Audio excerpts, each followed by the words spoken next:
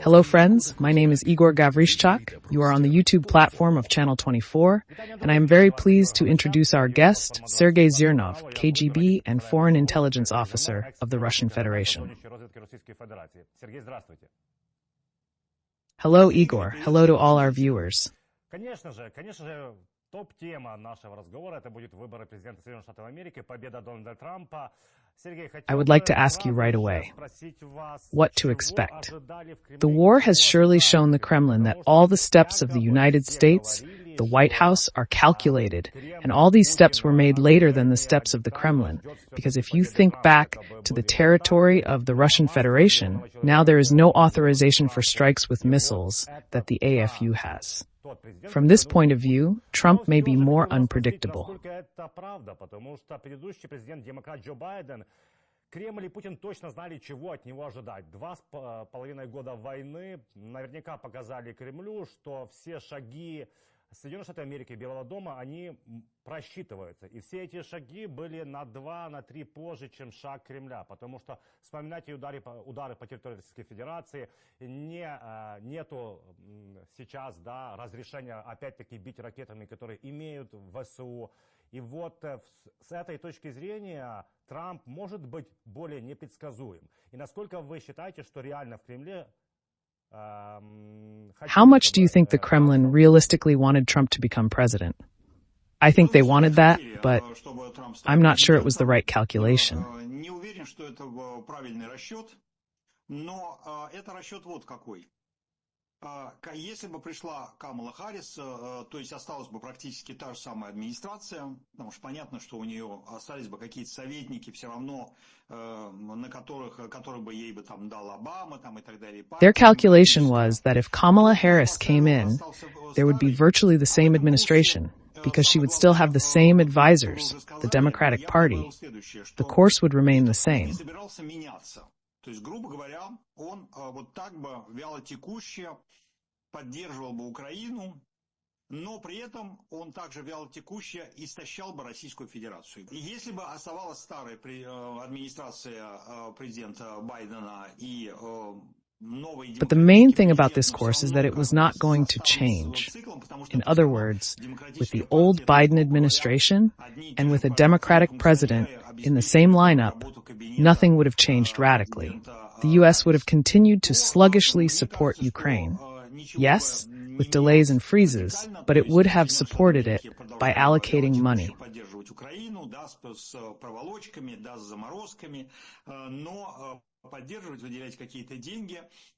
This would prolong the war for Ukraine, but it would also simultaneously prolong the war for Russia. The Russian Federation is in a tough spot. If it's using 50% of its shells, replacing them with North Korean ones, replacing its army with North Koreans, and offering contractors over 3 million, it shows a severe shortage of troops.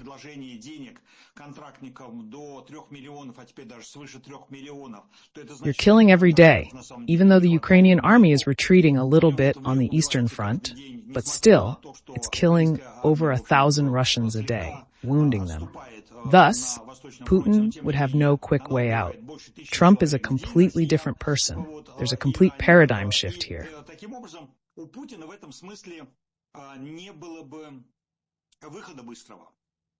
Трамп это совсем другой человек, то есть здесь смена парадигмы полностью. He's unpredictable, of course, but precisely because he's unpredictable, he can both give Ukraine more and take everything away from it. I think the Kremlin is betting on Trump precisely because they hope they can convince him to take everything away from Ukraine and force it to surrender on the front lines where it stands now. На той линии фронта, на которой сейчас стоит Украина, и даже отдать те территории, которые Российская Федерация... And even give up those territories that the Russian Federation has formally included in its constitution, but has not yet conquered, in exchange for some assurances that the Russians will not go any further and that everything will be fine. That is, I think, their calculation. And here, Sergei, what could sway Trump? What you're saying? Give more and everything he needs to hit the enemy as much as possible, or give nothing at all? What do you think that depends on? It's up to Trump himself, who has his own logic that I don't quite understand. If he wants to end the war, then he should give Zelenskyy everything he needs, 10 times more than Biden gave him. That's the logic I don't understand. Why not give Zelenskyy 10 times as much right away to get Putin to agree to the terms? Why is it necessary to pressure Zelenskyy first, to persuade him to give up 20% of his territory and agree to something that no Ukrainian will accept now, or let's say very few Ukrainians will accept it? И скажу, надо прекращать России войну. А если Путин не согласится прекратить войну, тогда я дам Зеленскому все, что ему нужно, и в 10 раз больше, чем давал ему Байден. И вот эту логику я не понимаю. То есть почему тебе тогда сразу не дать Зеленскому в 10 раз больше, чем давал Байден, чтобы заставить Путина согласиться на условия? То есть почему тебе надо сначала давить на Зеленского и уговаривать его отдать 20% своей территории и согласиться на то, что ни один украинец сейчас в Украине не примет. Или, скажем так, мало украинцев. It is clear that if Zelenskyy agrees to this, he will cease to be president. He will simply be swept away by all those who remain in Ukraine. In this sense, I don't really understand Trump's logic. I don't understand how he's going to carry all this out. It's a problem, of course, but it's less significant for me than it is for President Zelenskyy, because he's the one who will have to think about how to live with it.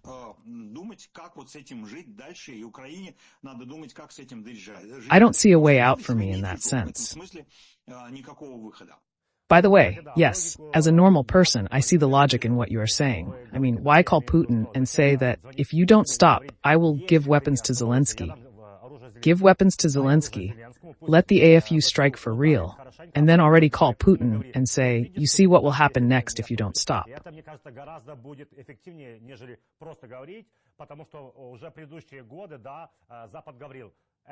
I think it will be much more effective than just saying, because in previous years, yes, the West has said this is an escalation, don't do it, we'll maybe figure something out.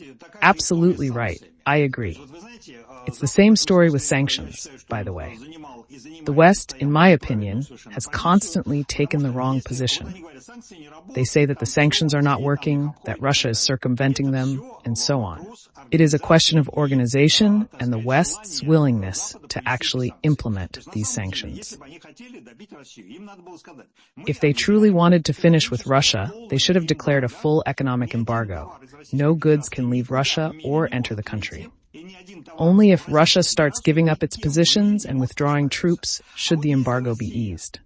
Instead, they say, if Russia continues, we'll add a little more.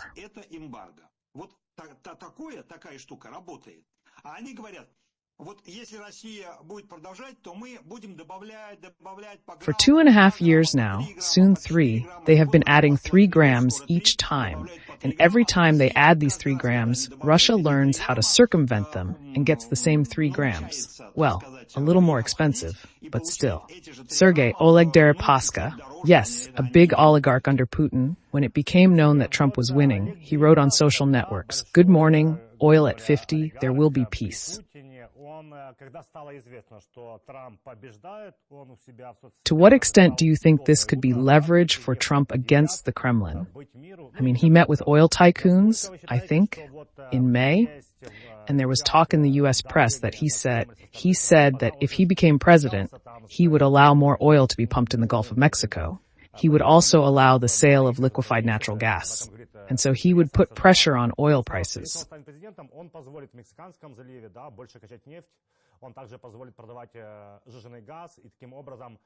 Oil is going to drop in price per barrel. Saudi Arabia could get involved, and that could put serious pressure on Putin. I believe that absolutely, because that's what Trump has promised in America, and he needs to achieve it. Потому что это то, что Трамп обещал в Америке, и ему обязательно нужно этого достичь. То есть, грубо говоря, он должен показать американцам, что, вы смотрите, при Байдене галлон бензина стоил там столько-то. He has to show Americans that, look, under Biden, a gallon of gasoline costs so much, and under me, as soon as I entered the White House, all the companies immediately dropped their prices. Everybody in anticipation of me coming in got scared. Next thing you know, we started feeding more oil into the market, and all the prices went down. Now Americans drive on cheap gasoline because a gallon now costs $1 instead of $5. Trump had a principled stance, dismissing environmentalists' concerns about the harm of hydrocarbon fuel.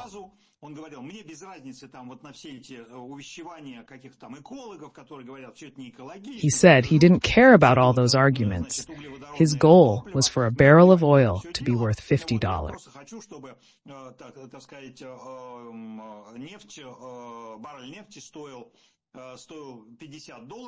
Below, by the way, he will not lower the price because American oil is not very cost-effective. In Saudi Arabia, the cost of oil production is $5 to $7, while in America, it is about $45. They can lower the price to $50, but no further. The Saudis can accept this since their production cost is just $7, meaning anything above that is profit. Even at $20, they still profit. Russia can't compete, as its oil is more expensive due to its heavy and pure nature with sulfur. The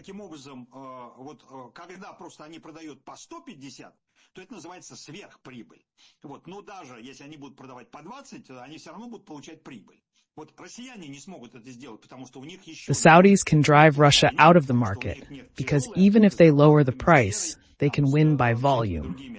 Take away those who can't sell their oil because it won't be profitable to produce it. In principle, Trump could make a deal with Saudi Arabia. Today, Sergei mentioned that Putin spoke at a forum in Altai and brought up NATO again, claiming it was a creeping intervention that caused them to launch their special operation. He also proposed an alternative to NATO, calling BRICS a prototype of a new free bloc. How realistic do you think it is that BRICS could become a serious structure? Realistically, Sergei, no. There is no possibility. These are empty words. Where he says it is also ridiculous. Why is the forum called Valdai if it is being held in Sochi?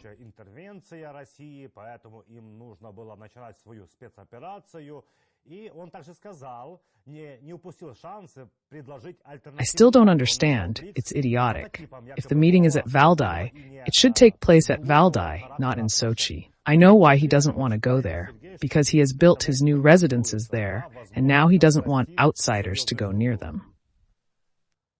Никакой возможности нету, это все словоблудие.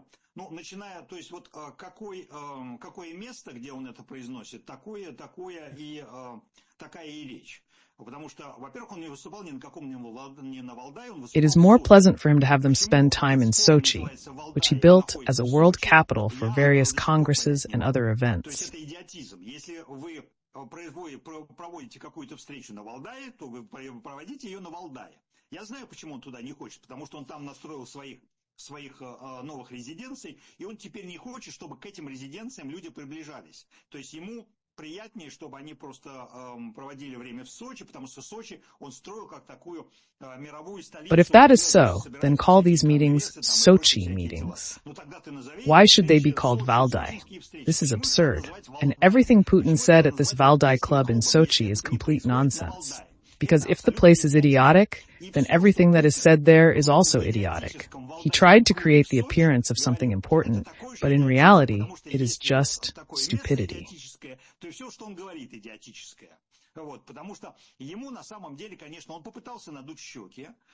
By the way, he was an hour and a half late, because it was announced that the meeting would start in Moscow at 18 Heed, in Paris at 16, and in Kiev at 17. In fact, everything started in Paris only at 1745, so take that into account. All those old bearded fools who had gathered there sat for an hour and a half waiting for Putin to finally decide to show up.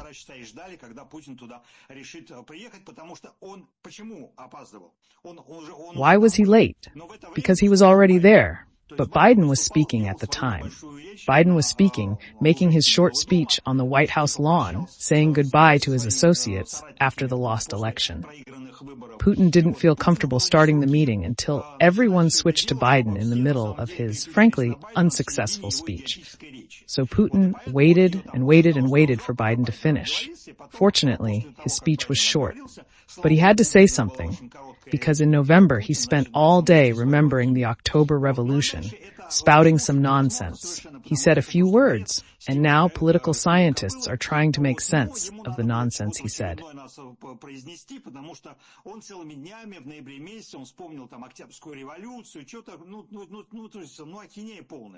Вот, ну, сказал чего-то там. Ну, вот теперь, значит, с лупой там какие-то политологи пытаются найти какой-то смысл в этой ахинее, которую он там произнес. Sergei, there's a lot of talk about how to get Putin to the negotiating table, what he might agree to, what he might accept as an offer. Can these theses be relied upon for analysis? The bottom line is that Putin, yes, he's over 70 years old, and no matter how you look at it, he doesn't have time to set something aside, to wait, to delay. He has to do everything quickly. He has to do everything in desperation, because as we see on the front, he's throwing everything he has at everything. Why should Putin sit down at the negotiating table? What can stop him? People's resources don't stop him, neither does the catastrophic state of the economy, where half of the people don't know what to do and how to do it. They are already saying that maybe the central bank will start freezing the currency of Russians. But that won't stop either. What could stop it? That's a very good question, because most Western leaders don't get it. They think that only force can stop Putin. That is, only arming Ukraine. Now, if Trump said that if Putin doesn't agree to peace, a $500 billion line of credit will be opened for Ukraine, and Trump will flood Ukraine with weapons to defeat Putin, that's what can stop him. То откроется ленд-лиз на $500 миллиардов для Украины. И Трамп завалит Украину вооружением, чтобы она победила Путина. But here, as you and I have already discussed, there is no need to ask and guess. It is necessary first to open this lend-lease, first to flood Ukraine with weapons, so that Ukraine proves that with these weapons it can repel all of Putin's attacks, return his troops to the 1991 border, and hit his military facilities on Russian territory at any depth. По российским территориям, по военным объектам на российской территории, на любую глубину, куда угодно, где находится военный. That's when it's all destroyed. That's when Trump calls Putin and says, "Did you see this happening?" If you don't sit down at the negotiating table now, I will give you twice as much as I have already given you. And if you don't sit down, I will give you 4 times as much, then 6 times as much, then 8 times as much, then 10 times as much, until you realize that you have no choice but to agree, which means to leave this territory. This is the only way that works with Putin. Nothing else will work with him. Sergei, there is a lot of talk now, well, not now, but a few months ago, about security guarantees. But I think it is correct to call them just agreements on some kind of cooperation. Yes, Ukraine has signed agreements with many countries, including the United States and Italy, and we remember we signed them with Biden on the eve of the peace summit. Помним, с Байденом подписывали в преддверии саммита мира. Вот у меня вопрос, даже если вот будет этот хороший... I have a question. Even if there is this good scenario for the AFU, that Trump will give the opportunity to use a lot of weapons worth $500 billion and give the opportunity to respond well to the occupation troops from Russia, what's next? Who is willing to take on the security guarantees? Here, I just don't get it. Theoretically, if the active phase of the war stops, Russia's military-industrial complex will continue to increase its turnover, and the troops at the front of the occupiers will be able to move more freely in the territories they occupied, because no one will be beaten. There will be some kind of ceasefire. Theoretically, Putin signs some agreements, but what prevents him from violating them in the future? There will be no answer, because Russia is a nuclear country. And what, who, and how can answer for broken agreements?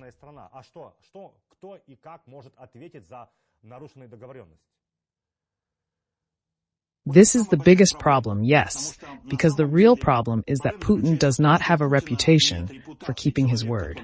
So it's pointless to enter into any negotiations, any agreements with him.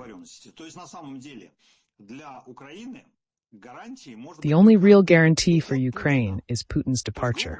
One of the agreement points suggests Ukraine won't join NATO for 20 years, but Ukraine must demand that Putin and those who led the war leave. As long as any of the Russian leadership from the past 3 years remains, Ukraine can't consider the Russian Federation's threat gone. Российской Федерации во время 3 лет ведения полномасштабных действий находится в руководстве, мы не считаем это гарантией того, что Российская Федерация не нападет. Until you destroy your military-industrial complex, until you are forbidden to produce this and that. So in fact, of course, the question of guarantee is the most important issue. The papers Zelenskyy signed were diplomatically important, but they mean nothing. These guarantees are fake. In 2014, under the Budapest Memorandum, the US and UK were supposed to ensure Ukraine's security and threaten Russia over Crimea. But they did nothing. По Будапештскому меморандуму Соединенные Штаты Америки и Великобритания должны были гарантировать безопасность Украины, должны были угрожать Российской Федерации, то есть фактически вступить с ней в войну, чтобы добиться от нее выхода из... All these signed documents aren't guarantees and may not hold international weight. The global system, UN, treaties, conventions, only works if countries voluntarily comply. Macron mentioned in Budapest today that geopolitics is divided into herbivores and predators. Договоры, конвенции и так далее, она перестала действовать. Просто она перестала действовать, потому что она действует до тех пор, пока ее соблюдают сами страны, добровольно соблюдают. Вот пока они, так сказать, уважают друг друга. He says that we are herbivores because we observe all laws, take into account our obligations, and there are predators, meat eaters, who do not care about all this. Russia, China, North Korea, Iran, Syria, and other such countries. Вот. И он говорит, что вот мы, так сказать, травоядные, потому что мы соблюдаем все законы, мы, значит, учитываем свои обязательства, а есть хищники, значит, мясоеды, которым на все это дело наплевать. Вот For now, so to speak, 27 herbivores, if they unite, can scare even the predators. But on the other hand, we need to be omnivores. That is, he hinted that if necessary, we can become predators like those who oppose us. That's the kind of hyperbole that President Macron was using. Вот, но с другой стороны, нам надо быть как бы всеядными. Вот, то есть он намекнул на то, что если нужно, то есть мы травоядные, мы соблюдаем все. Here, by the way, about the speeches, Macron was the third speaker, if I'm not mistaken. Orban was the first. Zelenskyy was the second. Гиперболу озвучил президент Макрон.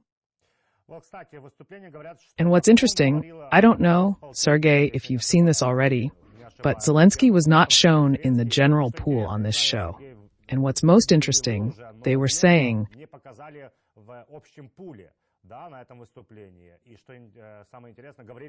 it wasn't a public statement, but Ukraine denied any such agreement, suggesting a potential scandal. I don't know the details, as there was a lot happening today. However, I did see a photo with President Zelenskyy standing next to Charles Michel in the front row. Потому что я сегодня много событий было, я все не отслеживал, но я видел фотографию общую, где президент Зеленский стоял в первом ряду по правую руку от Шарля Мишеля. Так что в этом смысле, то есть на общей фотографии он есть. I just don't know how the performances were distributed there, what was broadcast and what was not broadcast. We understand that Orban was the host, and he could do all sorts of nasty things because he is the host here. But in principle, so to speak, everything seems to be in place. I haven't heard about this scandal. You're the first person to tell me about it. Well, we'll see if there's more information and what it means. Sergei, I would like to ask you frankly, don't you think that in the situation in which Ukraine finds itself now and the architecture of world security, which in fact does not exist, it is very convenient for the West to have a North Korea like China has a buffer zone? Here's Ukraine, where it's holding Russia back. we see that everything we are given as aid is only in return. Как помощь, это только на взамен. Если там Польша получает F-35, она дает МиГи-29, и если кто-то получает лучшие танки Леопард А-2, они старые А-1. Poland gives MiG-29s when it receives F-35s, and countries send old A-1 tanks to Ukraine when they get newer models. The West views Ukraine cynically as a buffer zone to hold back Russia and protect itself, only offering help when they get something in return.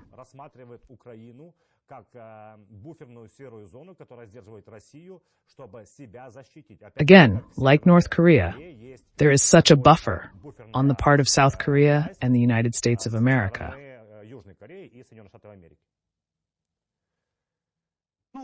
There is a rational grain to what you are saying.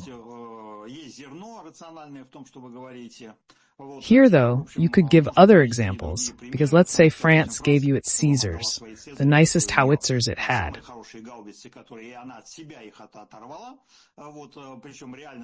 She took 20 howitzers and then gave away almost all of them, realizing she wouldn't need them on the battlefield anytime soon.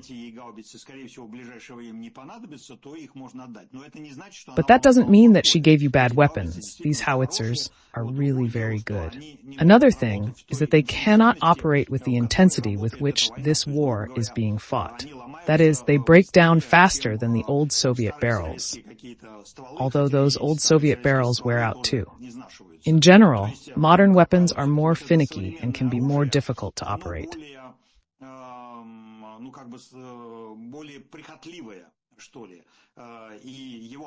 But otherwise, yes, you were still given decent weapons. Storm Shadow, for example, is not garbage.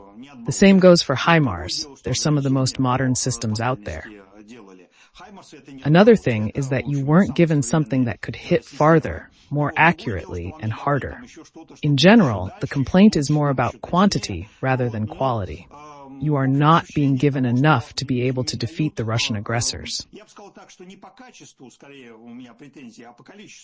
The counteroffensive last year failed not due to Ukrainian troops' inability, but because there weren't enough weapons. A successful offensive requires significantly more forces than the enemy, and with parity, only defense is possible. Unfortunately, that's the reality. Чтобы там делать на направлении главного удара, нужно концентрировать, там, я не знаю, в 10-15 раз больше, чем есть у противника. А когда у вас еле-еле вы выходите... Sergei, with regard to the new administration of the United States President Donald Trump and its relations with Europe and NATO, under Biden, as I understand it, they tried to at least demonstrate that the collective West is united in countering Russian aggression. Will that be the case under Trump? Потому что при Байдене, я так понимаю, они пытались быть и хотя бы показывать, что они коллективный Запад против агрессии России. Будет ли так при Трампе? He rebuked NATO a lot before the election, saying that the alliance countries should spend more than 2% of GDP on defense. And he's right, because the United States can't defend the entire old continent. But my point is this. Won't Trump destroy the alliance? Won't he make it weak? Won't it lead to more divisions within the alliance?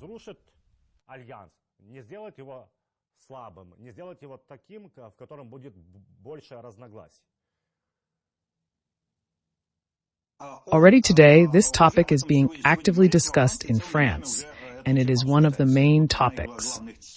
In a few hours, I have a broadcast on my TV channel, and one of the topics will be a discussion of how to respond to Trump's actions. Trump is not yet confirmed as president-elect. The electors must confirm him in early December, and he will take office on January 20th, 2025. I mean, really, he has yet to live up to all of this.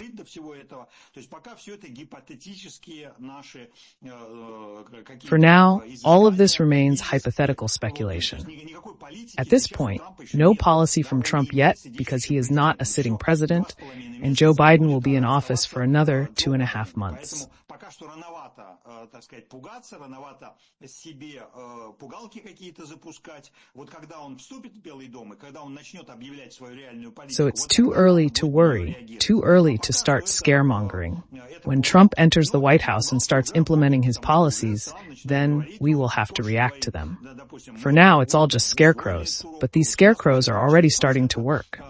Countries are starting to say, Poland, for example, says that it has learned its lesson and will now spend 4% of GDP on defense, and next year it will be 4.7%. The French, by the way, had 1.2%, and now they have raised it to 2% and are going to keep raising it.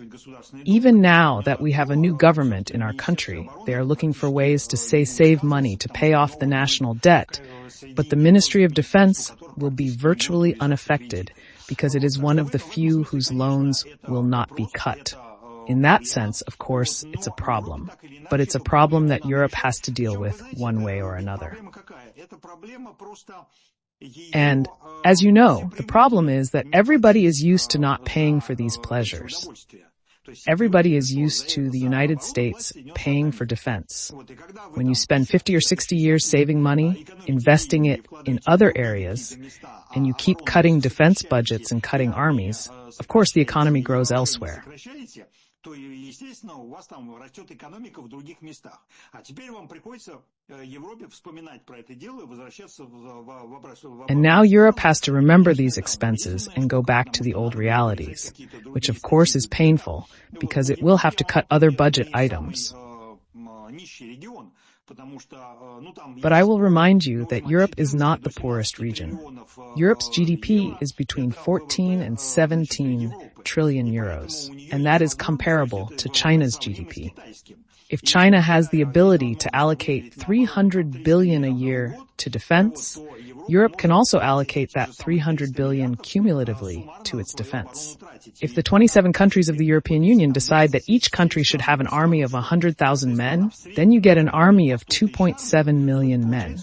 So Europe has the ability to do all this. Of course, France, as a large country, will have an army of 200,000, and Estonia, as a small country, will have an army of 30 or 50,000. But in general, these figures for the European continent are quite achievable. Europe is a rich continent, so you don't have to think that it doesn't have money. The simple fact is that Europe has been used to relying on the US and the Kremlin for the last 50 years. And now it looks like it will have to rethink its priorities.